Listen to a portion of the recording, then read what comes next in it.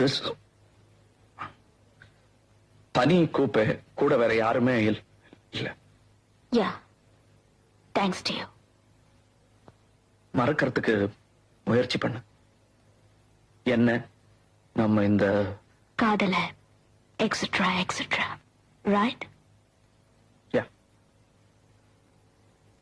உங்களால முடியுமா?